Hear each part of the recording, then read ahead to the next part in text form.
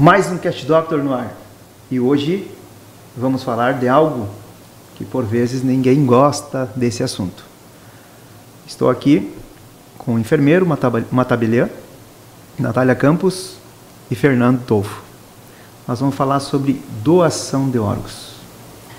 Um tema polêmico, porém que se tem que falar. Bem como tu estava falando, Natália. Ninguém vai chegar em casa, vai reunir todo mundo e vai dizer assim, agora nós vamos falar quem é doador e quem não é doador. Um tema que envolve algo que ninguém quer que aconteça. Seja bem-vindo, Fernando. Seja bem-vindo, Natália. E o Fernando, ele terminou de fazer o seu mestrado e seu doutorado em doação de órgãos. É autoridade no assunto. E a Natália, ela veio com algo mais, não digo lei, mas algo assim que vai favorecer muito na decisão de quem vai ter a escolha, ter a atitude da doação de órgãos. Fernando? Tudo bem? Boa tarde a todos, né? Exato. Isso. E hoje vamos conversar um pouquinho então sobre doação de órgãos, né? Um tema que é pouco discutido entre as famílias e ele é extremamente necessário para quando a gente está à frente a esse fato, né? Porque a doação de órgãos ela acontece de forma repentina, apesar do processo ser um processo longo para identificar, para diagnosticar. São pessoas que foram acometidas de um trauma repentino, um acidente de trânsito, um ferimento por arma de fogo na cabeça, né? Um AVC hemorrágico extenso. São pessoas que até pouco tempo estavam com as famílias convivendo normalmente. E aí foram acometidas, né?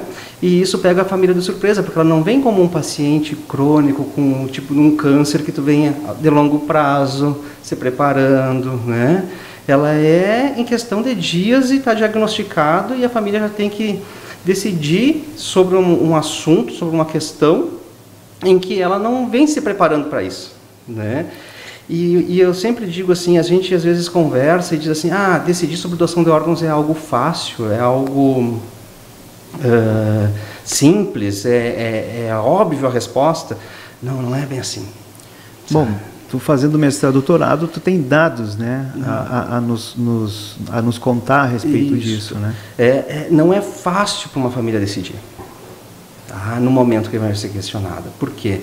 No momento que tu discute a doação de órgãos com uma família, se ela aceita ou não, quando ela diz o sim para a doação de órgãos, né, que é o que a gente espera, ela está abrindo mão de toda a esperança que ela tinha num processo de cura, né? Ela está abrindo mão de um milagre que aconteça, ela está abrindo mão das suas crenças, na sua fé, né? Que o Criador possa resolver.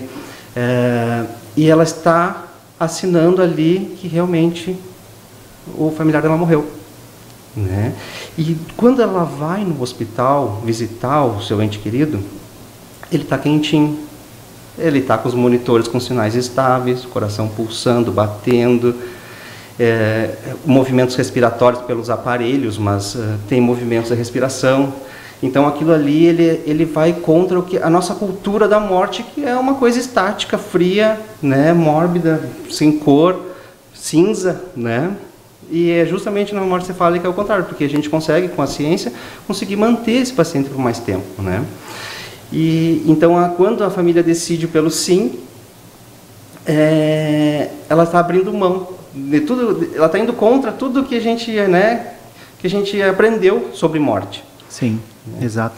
E aí isso vem a calhar, então, com as questões de que cada país, cada povo, ele tenta fazer um processo, não é um processo, o seu programa de doação de órgãos de acordo com a cultura do seu povo.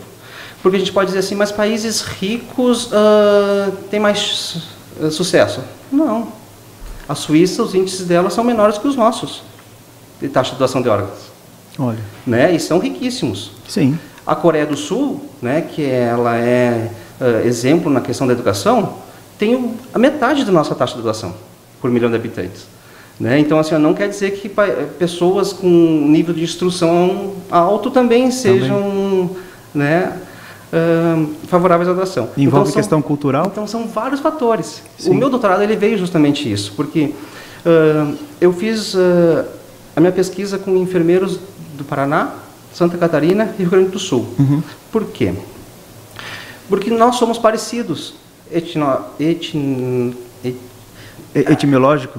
Assim, a nossa etnografia é a mesma, né? Uhum. Somos, as porcentagens de brancos, índios, negros são semelhantes, o IDH é semelhante, nível social é semelhante, né? Faixas salariais é semelhante. Então, sim. assim, por que no Paraná tem 41 doadores por 1 milhão de habitantes e Rio Grande do Sul 24? Olha. Né? Sim. Aí então a pesquisa foi trazer algumas coisas que pudessem clarear isso e entender, né? Então a gente sabe que o Estado ele está bem envolvido em tentar descobrir formas de alavancar isso, né? Sim. E uma dessas veio com a questão agora em março de que assinou um projeto ali, uma normativa que traz a questão do paciente ainda em vida registrar sua vontade favorável à doação de órgãos, né? Sim. De uma forma, num tabelionato e tal. E aproveitando, né, a Natália, da questão, ela é tabeliã, né, e né, do cartório, nos fala mais sobre essa campanha que vocês estão agora, né, fazendo aqui em Santa Maria e região, né? Sim, boa tarde. Boa tarde. Na verdade, é uma honra para mim hoje poder estar aqui representando os tabelionatos de Santa Maria e falando sobre esse assunto que eu, quando foi lançado no dia 31 de março, né, pelo Colégio Notarial do Rio Grande do Sul, eu particularmente fiquei muito feliz porque, mais uma vez, os tabeliães e registradores, eles estão exercendo de forma ímpar a sua função social, né, junto à sociedade. Então, porque foi para isso que nós viemos, né? A gente exerce uma função social, a nossa missão é uma missão, eu digo que ajudar vidas, né, a solucionar problemas de forma desburocratizando, né? Claro. E essa escritura de doação de órgãos, ela vem a calhar justamente o que nós procuramos numa sociedade.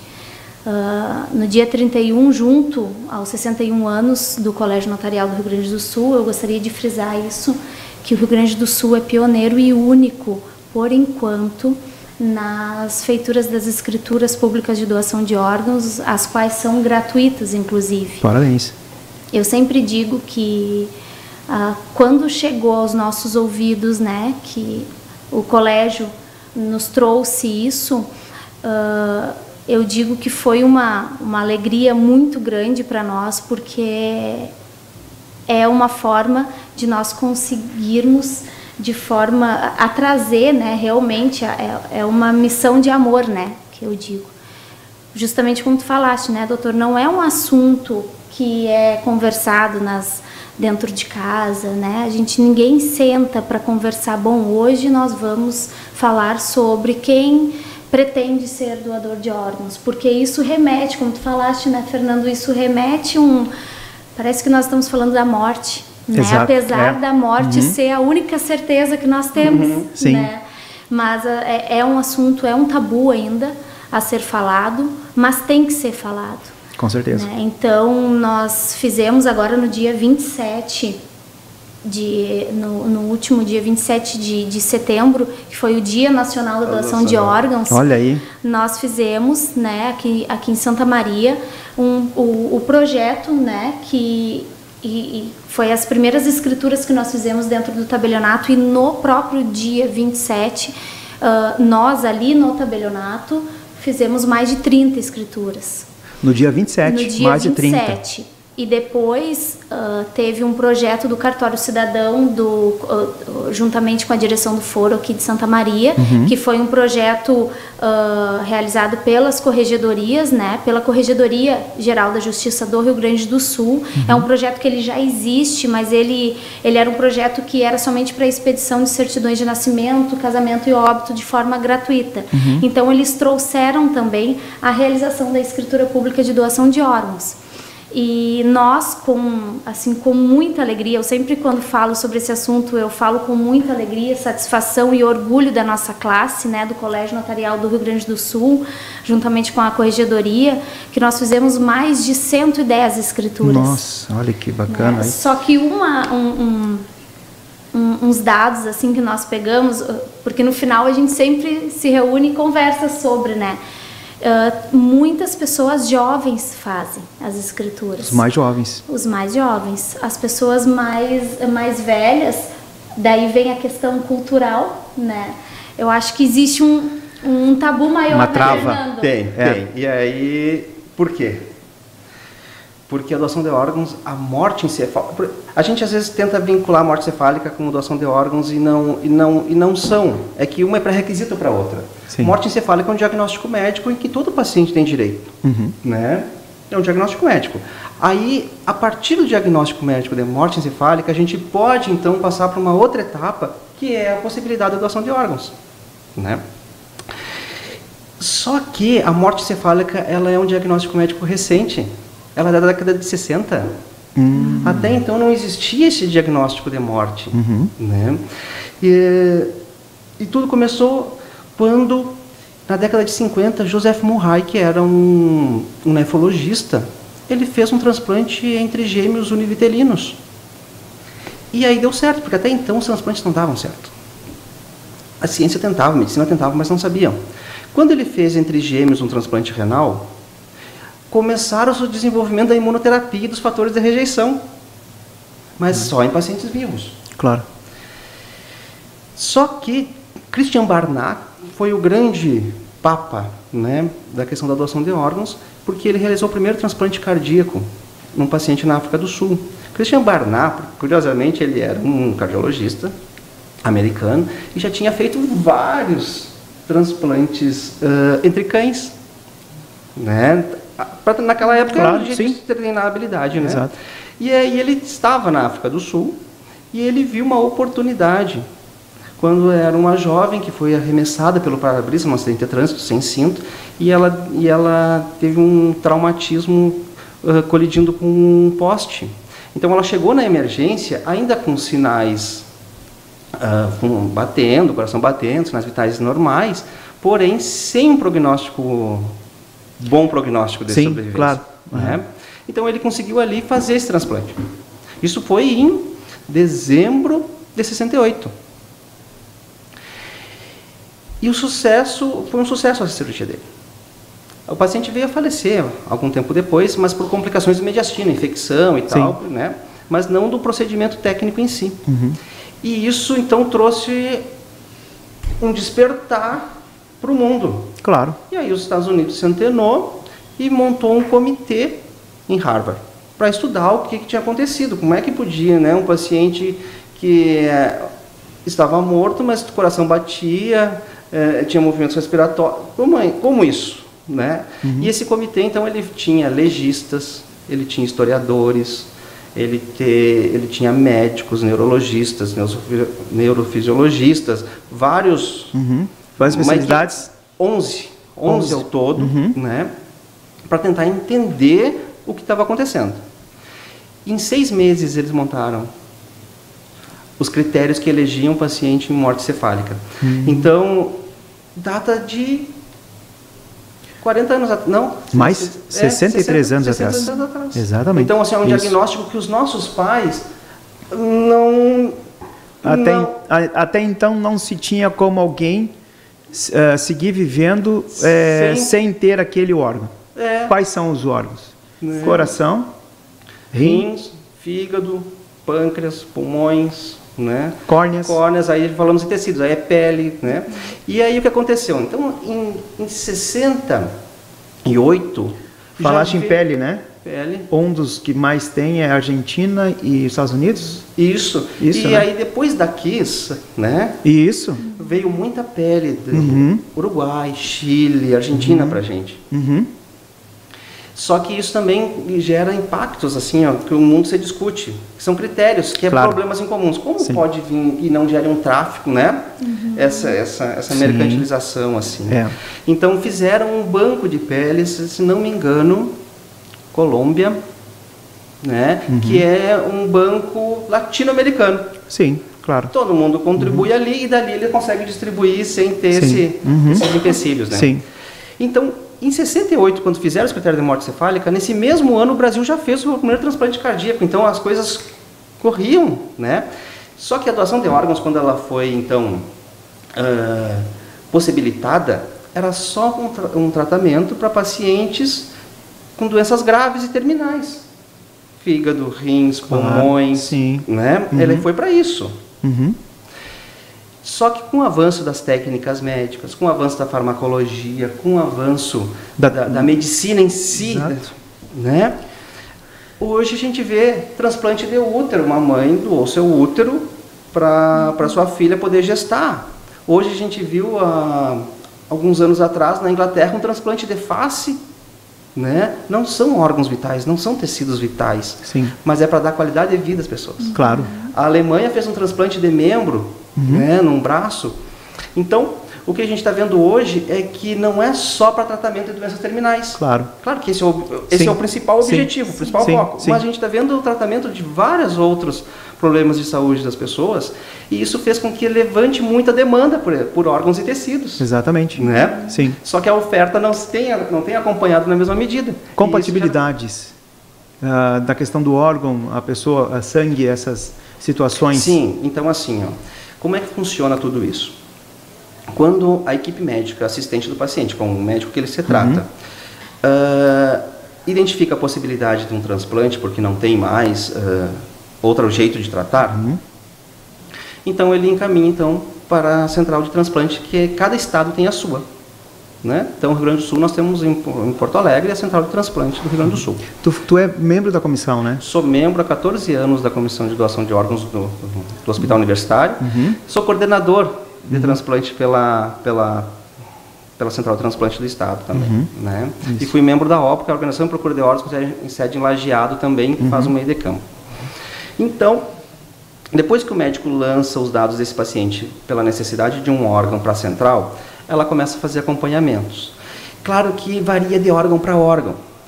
Por quê? Existe o tempo de isquemia. O que é tempo de isquemia? O tempo que o órgão dura fora do corpo humano. Exato, isso aí. Né?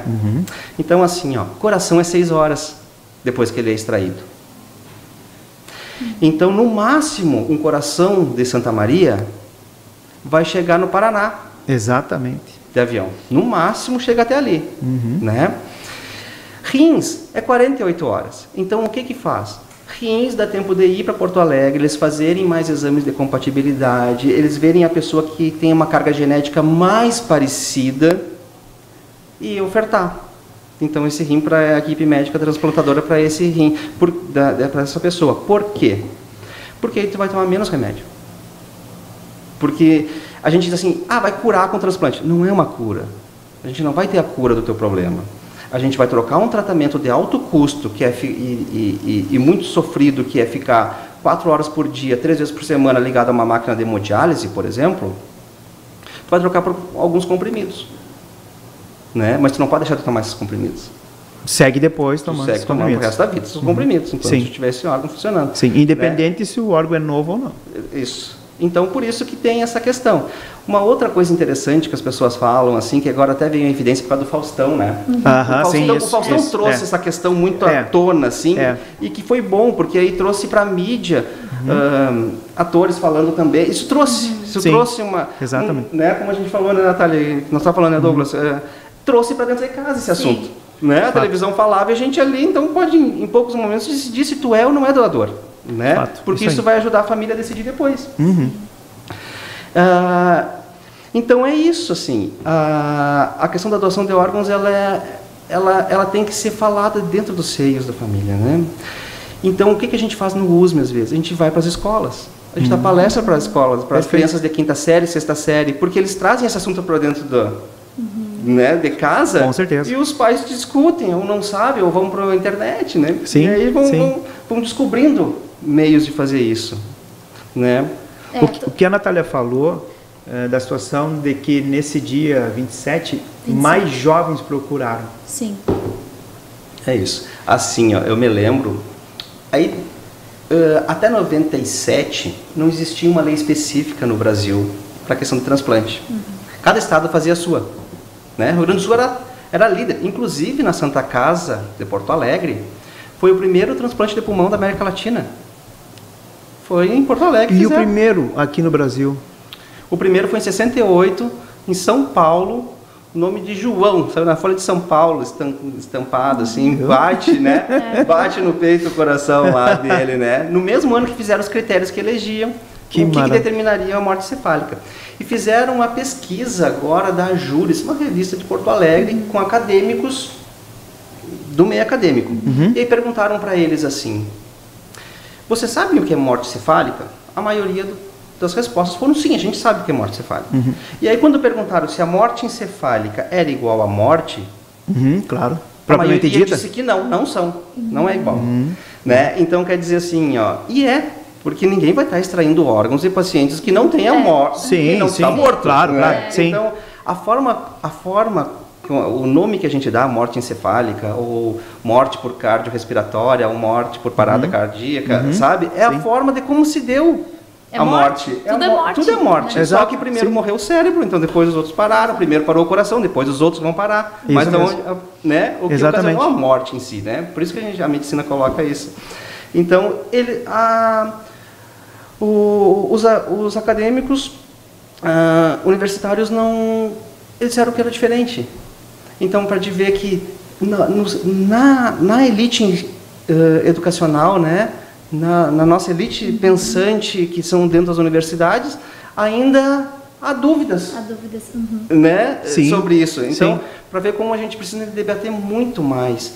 E outra, nos nossos cursos de saúde, medicina, enfermagem, físio, a gente não vê isso.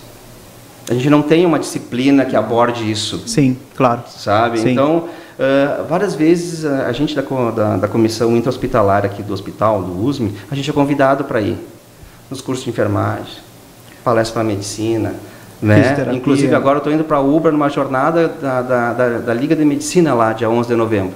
Estou indo para lá para falar sobre isso, porque eu dei uma aula online sobre isso para eles se encantaram. Não, a gente tem que falar para todo mundo, né? Porque não tem no curso. Inclusive eu, olha só para ver, foi em 2009 que eu entrei na comissão de doação de órgãos, né? A minha experiência. Não tive nada sobre isso na graduação. E aí eu estava na emergência, e aí montaram a equipe que no USM tem desde 2000 já, essa comissão intra-hospitalar. E aí disseram assim, não, a gente precisa de alguém na emergência, porque onde chegam os acidentados, as pessoas graves, assim, então tem que ter alguém ali que conheça para ir ajudando, né, as outras equipes a fazer o processo. Então tinha um do bloco, um da emergência, né, das unidades, assim, tá. Bloco cirúrgico, UTI. E aí eu digo, tá, mas eu não sei o que é. E aí eu comecei a perguntar para os colegas, tá, mas como é que funciona, né? Eu sei que existe doação de órgãos, mas não sei nada mais sobre isso. Teve curiosidade. Né? E aí eles dizem assim, não, isso é uma coisa muito legal. Vem um avião de Porto Alegre, eles descem, assim, tipo numas roupas de astronautas e passam com umas... Né? Então, assim uma maleta rolando, assim, pelos corredores, uma coisa bem fantasiosa, sabe? Sim, assim, sim. sobre aquilo. Eu digo, então vamos ver qual é dessa, né? Não, na verdade não é nada disso, né? Mas é para ver que ainda está no imaginário das pessoas, assim, algo... E nos filmes é assim também. Nos filmes é assim. Então tá algo ainda fora da nossa realidade, assim, do que realmente acontece, né? Sim. Que é um processo muito legitimado. O Brasil, ele tem um dos processos assim, para a identificação da morte cefálica muito criterioso, sabe? Então não se dá para... Aí voltando à questão do Faustão ali, mas não. Né? A escolha, os critérios, a escolha é relação à idade, a situação do paciente, ou primeiro da fila? Isso. Então assim, a gente não fala em fila. A gente nunca vai falar em fila, né, na questão da zona, a gente fala na lista. Na lista. Numa lista. Na lista. Por quê? Porque na lista tu não tem uma prioridade. A fila, tu é o primeiro Exatamente. da fila. Isso. Tu é o primeiro da fila. Muito importante isso. Né? Muito importante. Ótimo. Isso aí. Fila e lista. Exatamente. Não, a lista tu não tem a prioridade. Tá? Por exemplo, assim, eu vou trazer a minha experiência porque eu trabalho na nefrologia no USM, na questão de transplante renal também. Sim. Tá? Então, às vezes, na questão da hemodiálise, eles precisam fazer acessos no braço, né? Então, às vezes o paciente fica vários anos em hemodiálise aguardando um órgão compatível, né, na questão renal com ele. E aí, às vezes, ele perde o acesso num braço, né, que é o que permite fazer E a hemodiálise é a vida dele. Se ele não fazer hemodiálise, claro, ele vai vir a falecer. Então, perdeu no braço, fazia outro braço. Né? Dali mais alguns anos, perdeu dos 2 braços, não pode mais fazer nenhum braço, vai para as pernas. Né? Então, chega um ponto em que ele não tem mais acessos para onde fazer hemodiálise. Então, o médico manda critérios também preenchidos, né, sobre a necessidade desse paciente chegar mais próximo lá dos primeiros da lista, porque ele precisa. É uma questão de prioridade. É a mesma coisa quando a gente vai na emergência, que a gente é classificado, né? Claro. Tu é a ficha vermelha, é o primeiro a ser atendido, não interessa se ele chegou por último. Sim. Ele precisa primeiro. Sim, exatamente. Né? Exato. E aí a questão do Faustão foi muito debatida, essa questão. Foi. E, porque ele tinha dinheiro. Não tinha. Não era por isso. Sabe, não foi por isso. Porque em Porto Alegre, ficou um paciente do SUS pobre, 10 dias somente esperando um órgão, ele foi primeiro. É por necessidade, ele precisava ser. Sim, claro. Né? Então, é isso que aconteceu, né? E que até a Central e o Sistema Nacional de Transplantes tentavam explicar, mas não precisava ser explicado, era uma coisa que, não, ele precisava primeiro. Ele estava na UTI, já estava fazendo hemodiálise, né? Sim. Então, era algo que ele precisava mesmo. Então, foi por isso, né? Inclusive, tu falaste ali da Central, né? As pessoas chegam e perguntam, mas como que... Porque a escritura, agora voltando, né, pro meu nicho, né, da escritura, que as pessoas nos procuram, é uma escritura sigilosa, né, a não ser que tu queira colocar, né, nas tuas redes sociais, em falar, mas para nós lá, se chegarem, é como testamento. Se chegarem para mim e pedirem, Natália, tu consegue fazer uma busca no nome do fulano de tal para saber se ele fez uma escritura de doação de órgãos, eu não vou realizar essa busca, né? Porque a escritura ela foi feita justamente para que possa o declarante, né, dispor da sua vontade. A escritura ela vai falar após o falecimento para a família, né? Mas é importante frisar que a família ainda, né, ela tem, né, ela quem decide. A decisão é da família. A decisão final é da família. Por mais que essa pessoa ela tenha feito a escritura. Exato, exatamente. Mas daí vem a questão justamente, era o desejo dele ou dela. A pessoa saiu de casa, procurou um tabelionato, né, realizou a sua escritura pública, onde ela disse que se acaso eu vier a falecer, né, eu pretendo ser doadora de órgãos, porque essa escritura ela também é revogável. Né? A escritura pública ela é gratuita, mas ela pode ser revogável. Hoje eu quero ser, amanhã eu não quero mais ser. A gente pode revogar a escritura. Sim, claro. Então, no momento que eu acredito, né, nunca aconteceu comigo uma situação dessa num familiar, que eu tenha que decidir se pode ou não, mas no momento que eu tiver, o médico, né, o responsável, vai chegar e vai falar que, né, a pessoa era doadora de órgãos firmada, né, em tabelionato de notas e tudo mais, aquilo vai pesar bastante, acredito, né, pro familiar. Sim. Deixa eu te perguntar uma coisa. Toda essa lista, né, dos que fizeram, dos doadores, vai para a lista de doação da central de vocês. Isso. É uma central. Foi criada uma central notarial, né, de doação de órgãos, onde eu faço a escritura. No momento que eu lavrei a escritura, no final do dia nós remetemos ao Tribunal de Justiça todos os atos que são realizados no tabelionato, né? Não só os tabelionatos, sim, os registros, enfim. É uma forma do tribunal ter o controle, né? Então, no final do dia, vai esta lista para esta central notarial de doação de órgãos.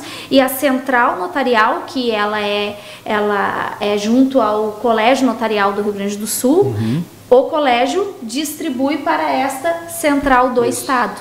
Essa pessoa, ela leva uma cópia. Sim, leva. Leva uma cópia. Ela tem uma cópia, inclusive ela nomeia uma pessoa para ser responsável. Essa pessoa ela não precisa assinar, mas é uma pessoa da confiança que é dela, citada ali. que é citada. A mãe, pai ou Exato, né, exatamente. alguém, é uma pessoa esposa, Exato. né, o Porque companheiro, no momento companheira. que eu faço a escritura e eu estou nomeando meu esposo, por exemplo, o médico vai ter acesso àquela escritura no momento do falecimento e com certeza ele vai dizer, olha, ela inclusive citou aqui, ela nomeou, né, esta pessoa que era da extrema confiança dela. E isso é uma coisa muito legal de Claro. trazer, né? Sim, exato, sem dúvida. Outro dado é sobre a negativa familiar. Ela é o principal fator de interferência no processo de doação. É mais de 40%, né? Mais de 40%. Né? Das negativas. E tem uma coisa, nessa situação da família que fica pensando, um coração que é de 6 horas, se ela pensar 6 horas, você foi. Você foi, a questão Quer dizer, não você foi, desculpa, não, porque foi, ele ainda vai estar sobre comando de, sim, mas, né, sim, mas se usar muita medicação, porque assim, pensamos no seguinte, né? Agora eu vou falar um pouquinho mais técnico, mas claro, assim, mas tentar fazer mais simples. Quando a gente perde o cérebro, na questão da morte cefálica, a gente perdeu todos os controles hormonais que a gente podia ter. Sim. Então, assim, a gente sabe que dentro do nosso cérebro existe a hipófise que controla vários hormônios. Isso aí. Né? E eu vou falar sobre um só, que é no hormônio do antidiurético, é o que segura o nosso xixi, para a gente não urinar. Isso aí. No momento que tu perde isso, esse hormônio que segura o xixi, o paciente começa só a urinar, e ele urina 6, 7, 8, 10 litros por dia. Então, se a gente não consegue reverter isso, o paciente vai desidratar, vai baixar a pressão, porque vai ter pouco volume corrente, vai ter uma parada cardíaca, né? Então, assim, a gente vai ter que começar a substituir o que o cérebro fazia. Exato. Com remédio. Com medicação. Exato. Só que essas medicações todos têm, né? Sim. Reações adversas. Sim. Exato. Sim. Então, às vezes, a gente precisa de uma droga para subir a pressão, né? Sim. E muito tempo de droga e com uma dosagem, a gente inviabiliza a doação de coração. Também. Porque ele agride. Então, Sim. quanto mais tempo a gente ficar mantendo, exato, né, mais drogas e mais medicação, mais coisas a gente precisa. O que não é bom. O que não é bom, porque vai inutilizando exatamente. alguns órgãos. Isso. Né, e nós lá no cartório, volto a frisar, é uma alegria muito grande isso para nós, todos os cartorários, tenho certeza, porque nós não... Uma vida salva 8, né? 8. Uma pessoa salva 8, né? Conseguir doar tudo 8. Então, às vezes, as famílias estão cada vez menores.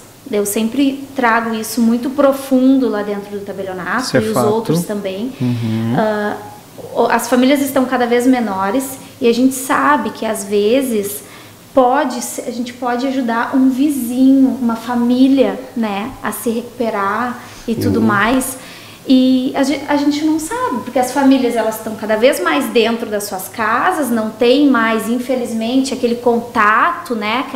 Às vezes a gente não sabe nem o nome do nosso vizinho.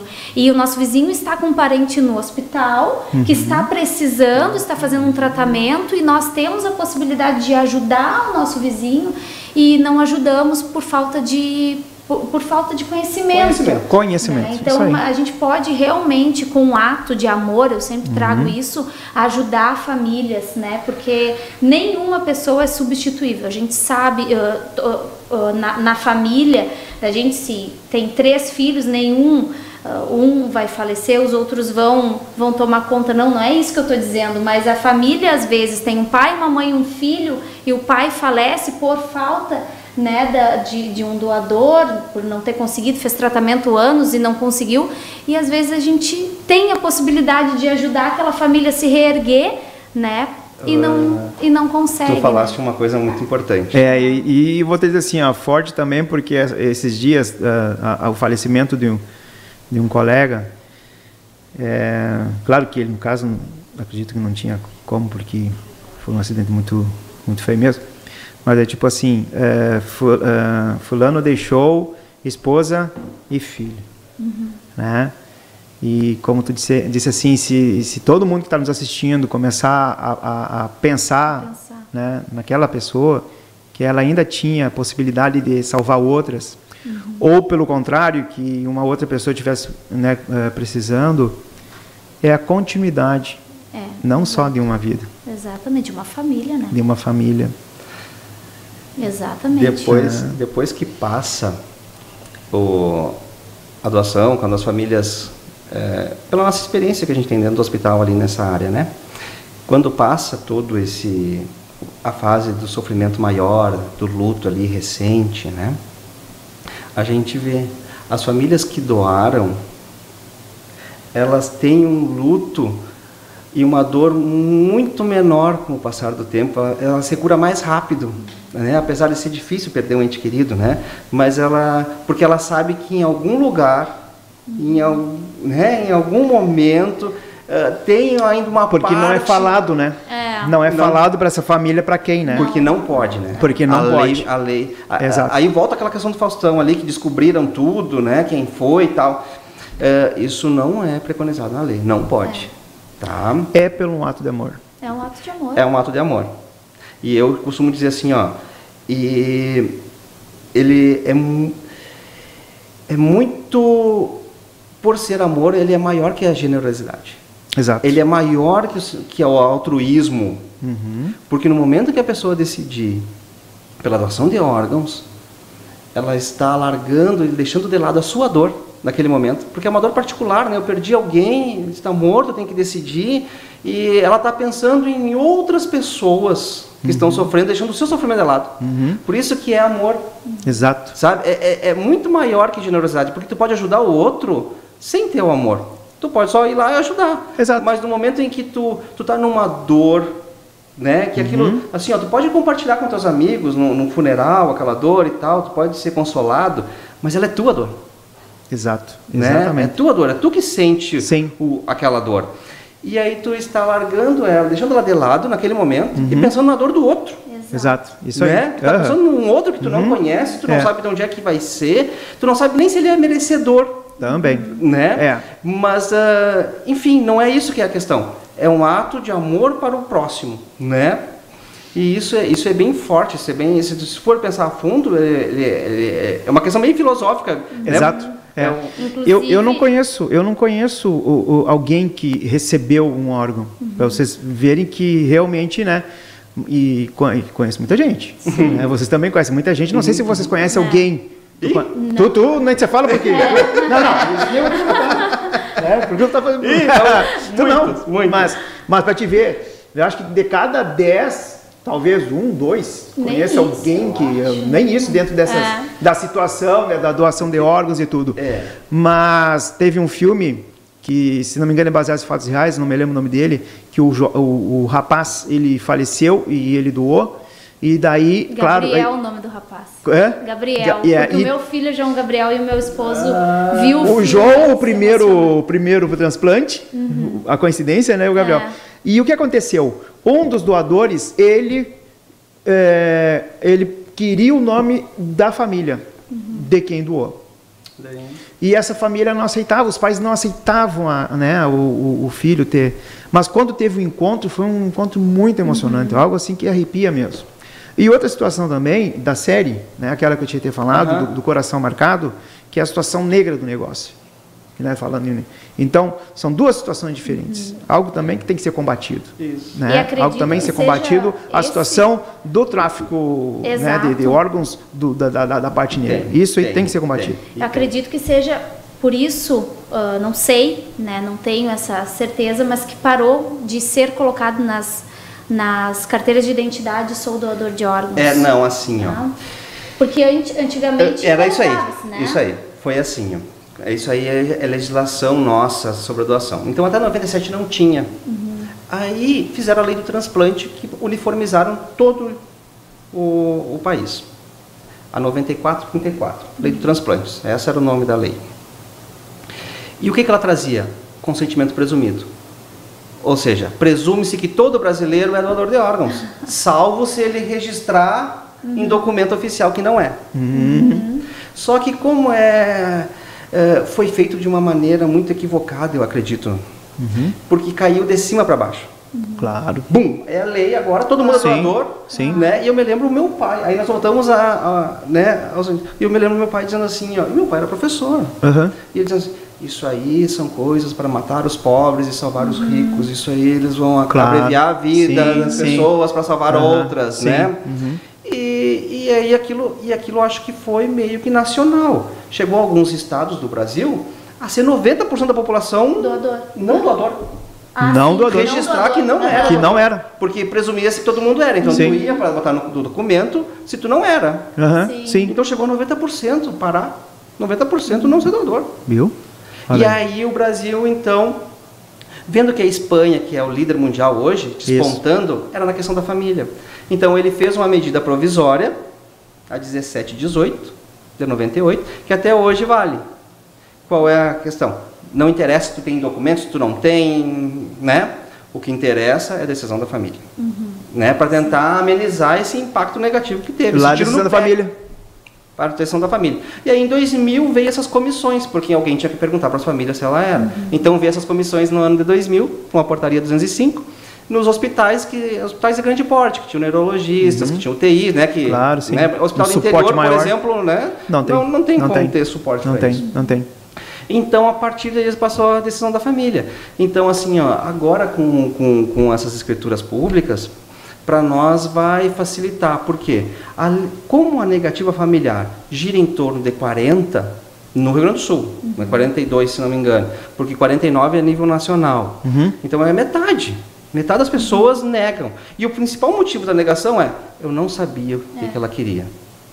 E aí nós entramos numa outra parte delicada em que tu está decidindo sobre o outro, né? Claro, tu não está decidindo para mim se eu sou ou não sou. Tu está decidindo pelo teu filho, se ele é ou não é. Tu está decidindo pelo teu esposo, pela esposa, por filhos, né? Teu pai e tua mãe. Né? Então aí, essa questão assim de tu trazer um documento legal, né? Com fé pública. Sim. E com o desejo o desejo dele era esse. Exatamente. Então tu vai conseguir dar subsídios para a família para ela decidir. Claro. Inclusive, eu trouxe aqui um trechinho da escritura pública, né, que diz aqui que reconhece que este compartilhamento tem a finalidade exclusiva de promover doação de órgãos e tecidos, salvando assim vidas. É um trecho da escritura pública, então, que ontem, eu olhando assim, e inclusive conversamos, que eu fiz em algumas empresas, assim, eles chamaram nós para que fosse lá e pegasse, né, de todos aqueles que queriam, né? Então, eu faço isso com gosto, todos os tabelionatos. Parabéns a todos, né? É uma iniciativa muito boa. Aliás, parabéns para vocês dois, né? Isso aí é algo magnífico, é algo assim, ó. Deus nos colocou aqui na Terra e cada um sabe, e alguns não sabem também, que a gente tem uma missão aqui. Tá? E cada um também tem o seu dia, a sua hora e o local que se vai. Mas às vezes o outro não é para ir. Né? É para seguir. Então tem que pensar no próximo. Né? Vamos pensar no próximo, que é o mais importante. Também, né? É isso aí. Olha, a questão do local. O local então Porto Alegre é onde se faz o transplante. Isso, o paciente ele tem que já estar lá. Porque eu fiquei pensando assim, ó, se é um paciente que está a 800 km de Porto Alegre, é o que precisa. E tem o outro que está aqui. E Porto Alegre está aqui no meio. Como é que é assim, ó, como é que é organizado o Sistema Nacional de Transplante no Brasil, né? Então nós temos o Sistema Nacional de Transplante, que é em Brasília. É o que coordena tudo, mas ele é especificamente para quê? Campanhas, estatísticas, sabe? É uma coisa nacional. Então, cada estado tem a sua central de transplante, onde todos os pacientes que precisam de órgãos estão nessa lista. E uma coisa muito interessante, depois que esse paciente recebeu um órgão, a central controla ele por toda a vida. Cada vez que ele vai na consulta no ambulatório, porque tem uma coisa, o Sistema Nacional de Transplante brasileiro, ele é 100% SUS. Tu pode fazer o transplante no Caridade. Claro. Né? Ou tu pode fazer alguma coisa ali. Mas quem financia tudo? O SUS. Tem uma morte encefálica no Caridade. Todos estão contribuindo. Todos. Ou seja, não está no Caridade, nós vamos abrir um processo de morte encefálica. Tá, mas o convênio não tem convênio. Quem vai cumprir tudo isso aí é o SUS. Aqui do Iapoca ao Chuí. Ótimo. Tá? É o SUS que faz. Tanto é que o Brasil, ele é o segundo maior programa de transplante do mundo. Olha que maravilha. Ele só perde para os Estados Unidos porque tem o setor privado junto. Mas quando a gente fala de sistema público, o Brasil é o primeiro do mundo. É o primeiro lugar. Né? Tá? Então, como é que, além do sistema nacional, então tem cadastras centrais, onde ficam os pacientes cadastrados. E então, como viram que alguns estados eles eram muito grandes, por exemplo, Rio Grande do Sul, um estado grande, às vezes comparado a países da Europa, né? Claro, sim, é. Em extensão. Eles fizeram regionais. Então, tem 8 OPOs. O que são?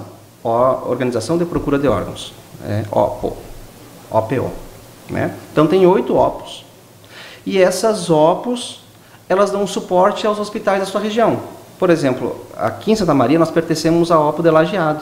Então, às vezes, falta um exame de laboratório que, quebrou a máquina, não temos em Santa Maria. Claro. Né? Aí a OPO, não, para aí, manda as coletas para cá, a gente vai fazer um meio de campo aqui, vai conseguir fazer em outro hospital da região e tal. Né? Para isso que serve. E dentro dos hospitais, existem as CIDOTs. Então, o sistema ele é todo fragmentado, assim, né? Para poder ter uma abrangência de 100%. Mas como funciona a questão do transplante? Existem os cadastramentos de equipes. Então, em Santa Maria, a gente só faz transplante no USM de rins. Né? Então, o USM é credenciado para transplante de rins e medula óssea. Então, tem as equipes que fazem os transplantes ali, são equipes transplantadoras. Aí, outros hospitais, né, são credenciados em outros tipos de transplantes. Do próprio Rio Grande do Sul. A Santa Casa em Porto Alegre, por exemplo, o coração ela faz, né? Então, o que acontece quando fala da distância? O que a gente vê no norte. Enquanto o Rio Grande do Sul, enquanto a média da região sul do Brasil está em torno de 36 doadores por 1 milhão de habitantes, o norte é 3. O norte é 3. Então, isso dá migração, né? As pessoas não têm acesso lá. Então, eles têm que vir, morar no sudeste, morar no sul, chegar mais próximo, porque se ele precisa de um coração, está aqui. O paciente que está em lista de transplante, em Santa Maria, por exemplo, ele não pode se dar o gozo de ir para a praia. Por qualquer momento ele pode ser chamado para receber um órgão. Daí a vida para também. Exato. A vida para vivendo. Para vivendo. Exatamente. Então ele não pode se dar o luxo de ir para um lugar e ficar 15 dias, assim, porque naqueles 15 dias ele pode ser chamado. Pode ser chamado e não está lá. Isso aí. Imagina viver assim. E aí vem o segunda lista. É aquela coisa, o homem mudar, eu tenho lista, aprendemos, né? Lista. É lista. Lista. Né? E aí, claro, e sempre assim na lista. Eles não chamam o primeiro da lista, se não tem nem, né? Claro. Não, eles chamam 7, 8. Por quê? Um fungo na unha te inviabiliza. Porque tu faz imunossupressão. Porque assim, querendo claro, ou não, sim. o órgão que tu recebe não é teu. Exato. É outra genética, é de outro corpo, é de outra pessoa. Exato. Então o teu corpo vai achar com aquilo como algo estranho e ele vai combater aquele corpo estranho que está dentro de ti. Então tu vai usar medicações pro resto da vida. Teu corpo não atacar. Só que nos pré-cirúrgicos eles fazem uma dosagem alta, né? Que é o que Com certeza. Né? Para não ter a rejeição. Exato. Então, tu baixa a imunidade de todo o paciente. Então, um fungo na unha gera todo um problemão. Se tu Já tirar é critério para já é critério para tirar. Então, eles nunca chamam só um da lista, eles chamam 8, 10. Claro. E aí eles vão fazendo as investigações. Uma triagem ali. Uma triagem. Sim. Não quer dizer que o primeiro da lista seja, pode ser o quinto, sexto.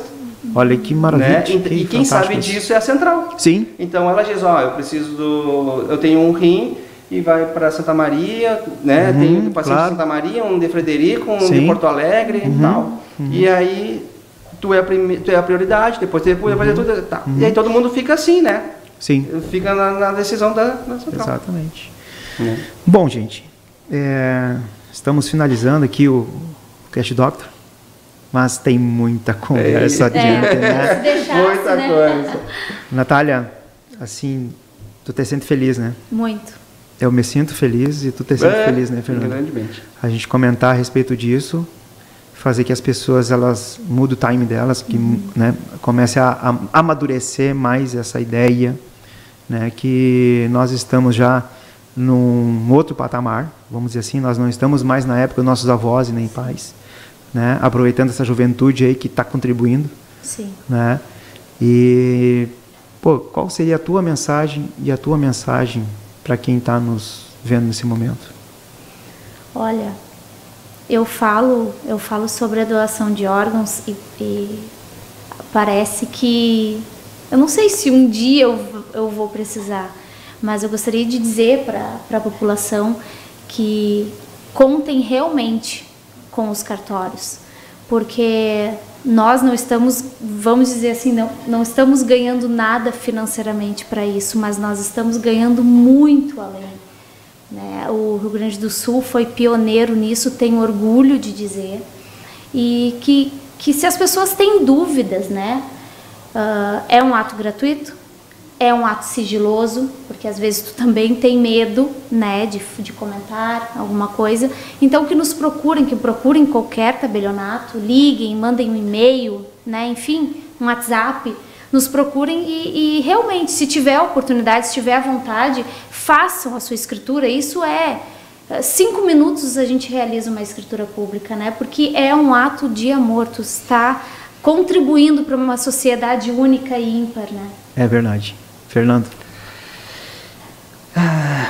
Eu gostaria de deixar uma mensagem para vocês, que a doação de órgãos é muito mais fácil a gente precisar de um órgão do que ter a possibilidade de doar um, né? E eu acompanho no hospital os dois lados.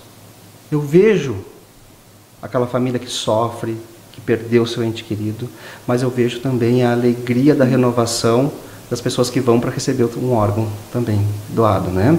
E vejo assim como essas pessoas que receberam, como elas são gratas por essa oportunidade, como renova a vida delas, como dá cor para a vida delas. E para a família, que é a doadora, muitas vezes dá um sentido para aquela tragédia que não fazia parte daquele momento ali deles, né? Então dá uma esperança e dá um sentido para aquela tragédia ali que aconteceu, né? Exatamente.